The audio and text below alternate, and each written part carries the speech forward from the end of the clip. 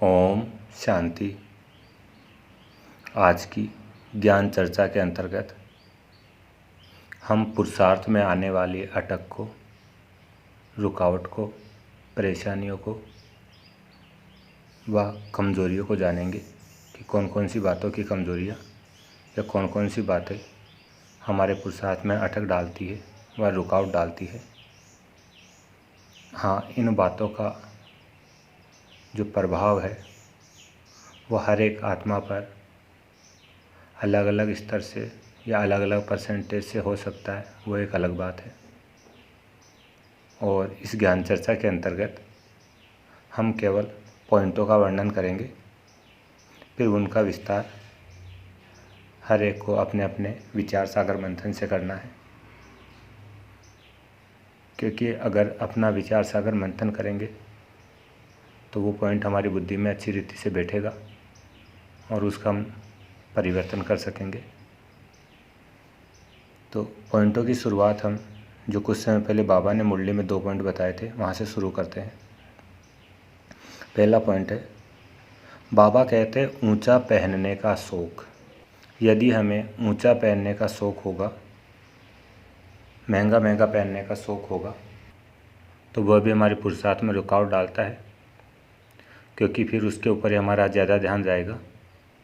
कहीं पे साधारण रीति से भी अगर हम उठेंगे बैठेंगे तो भी कपड़ों के ऊपर ज़्यादा ध्यान जाएगा। इसलिए बाबा कहते हैं सादा पहनो, मध्यम मार्ग अपनाओ। तो ऊंचा पहनने का शौक़। दूसरा बाबा ने बताया अच्छा खाने पीने का शौक़ या ज़्यादा खाने का शौक़।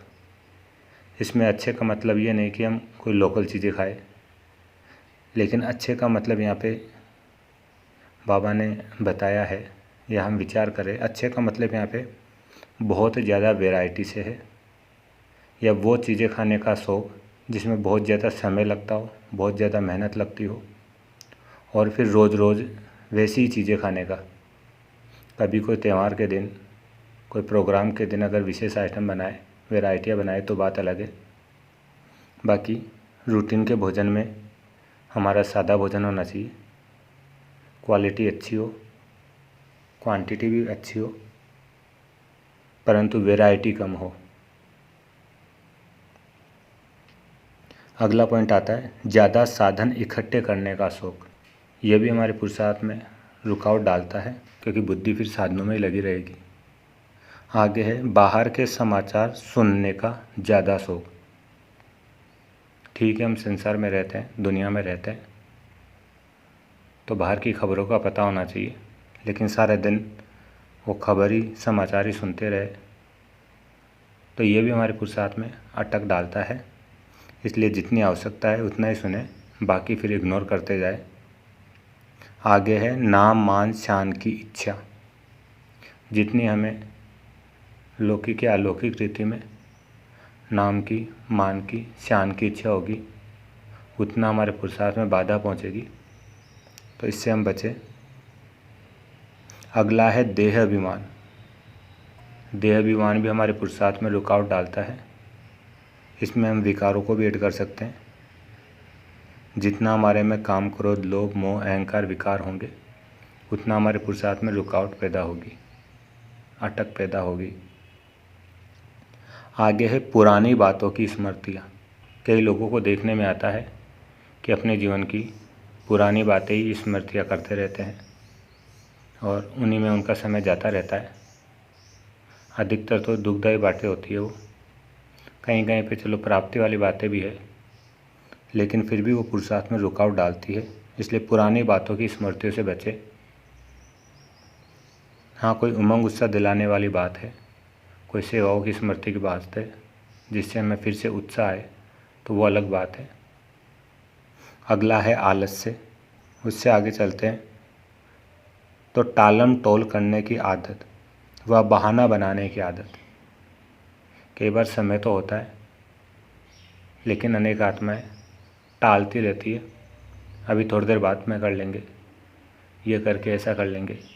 तो ये टालम टोल करने की आदत कहो या बहाना बनाने की आदत कहो। अगला है दुनियावी इच्छाएं।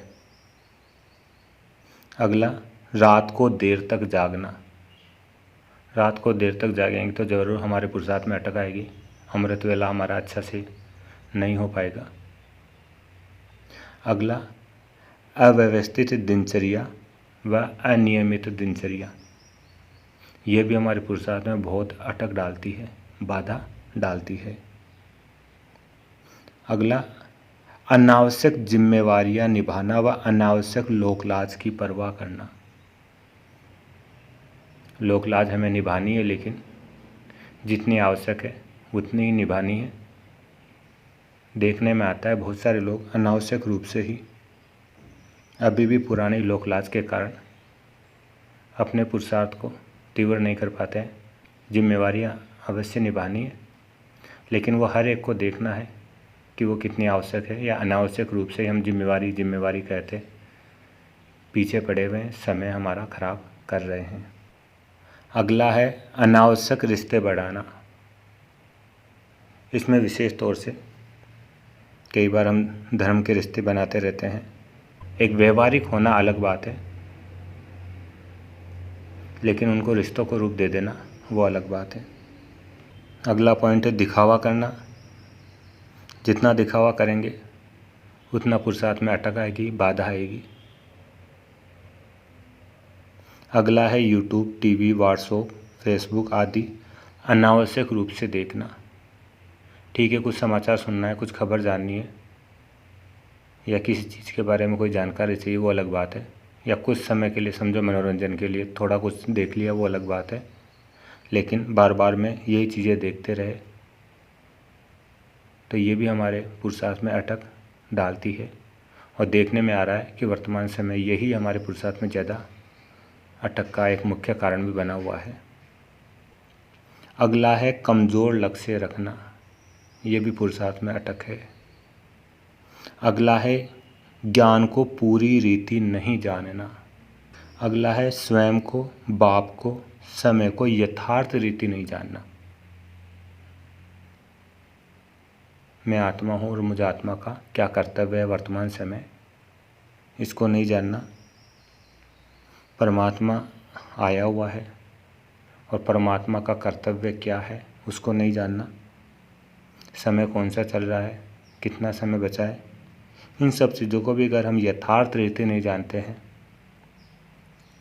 तो भी हमारा पुरुषार्थ ठीक से नहीं हो पाता है। इसलिए इनको भी यथार्थ रीति से जानना अति आवश्यक है। फालतू खर्चा करना या ज़्यादा खर्चा करना।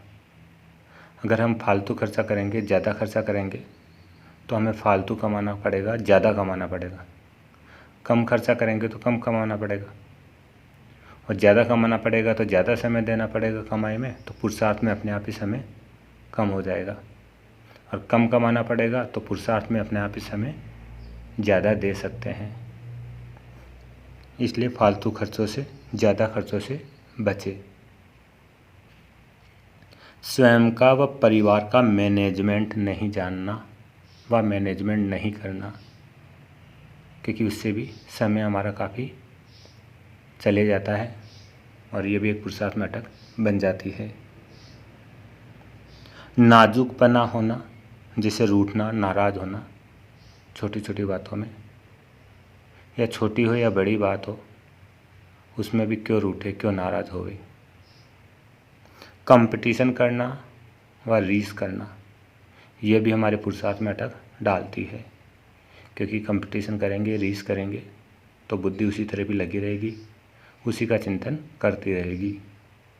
तुलना करना, ड्रामा में हर एक का अपना पार्ट है, इसलिए किसी से तुलना करने की आवश्यकता नहीं है। तुलना करेंगे तो भी पुरुषार्थ में एक बाधा है। अगला है भविष्य की ज़्यादा चिंता करना। एक भविष्य का प्लान बनाना अच्छी बात है, ज़रूरी है, लेकिन उसी का चिंतन करते रहना, उसी की चिंता में रहना, ये भी पुरुषार्थ में अटक है।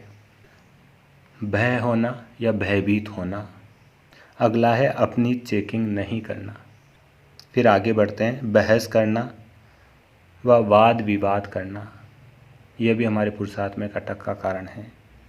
इसमें हम जिद करना भी कह सकते हैं किसी भी बात की, चाहे से हम सही है या गलत है, जिद नहीं करना है। जहाँ जिद का माहौल बने, बहस का माहौल बने, वहाँ से हमें युक्ति से किनारा कर लेना है। अगला है अपने आप को सही सिद्ध करना। अगला है अपने आप को गृहस्थी व जिम्मेवार समझना। बाबा कहते हैं अपने आप को ट्रस्टी समझो।